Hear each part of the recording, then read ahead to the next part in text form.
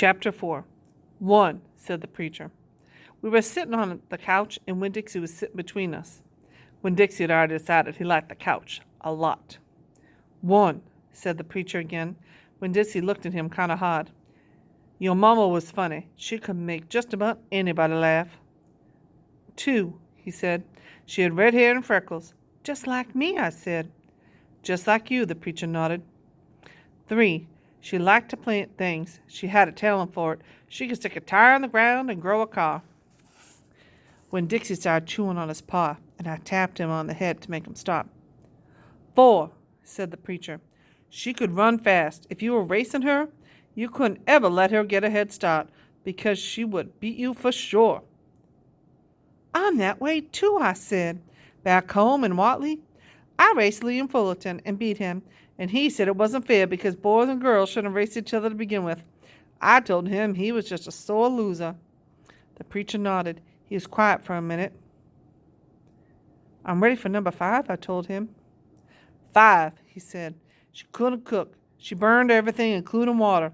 She had a hard time opening a can of beans. She couldn't make head nor tails of a piece of meat.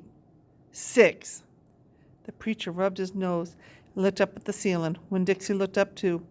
Number 6 is that your mama loved a story. She would sit and listen to stories all day long. She loved to be told a story. She especially liked funny ones. Stories that made her laugh. The preacher nodded his head like he was agreeing with himself. What's number 7? I asked. Let's see, he said.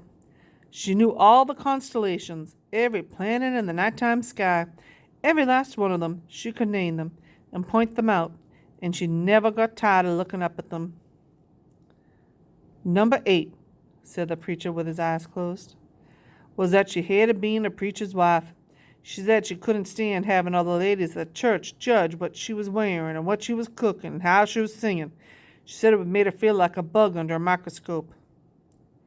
When Dixie lay his head down on the couch, he put his nose on the preacher's lap and back his tail in mine. 10, said the preacher. 9, I told him.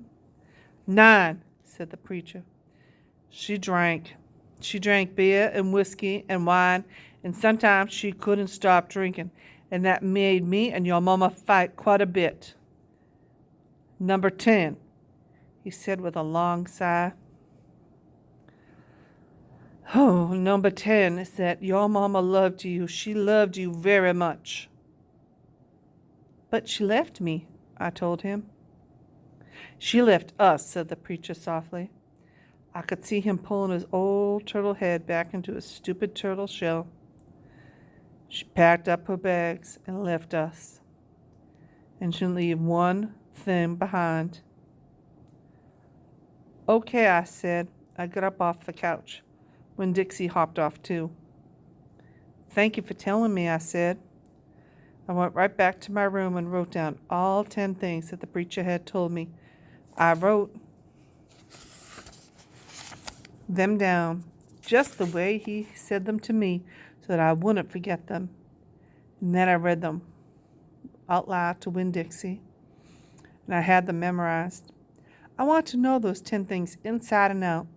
That way, if my mama ever came back, I could recognize her, and I'd be able to grab her and hold on to her tight and not let her get away from me again.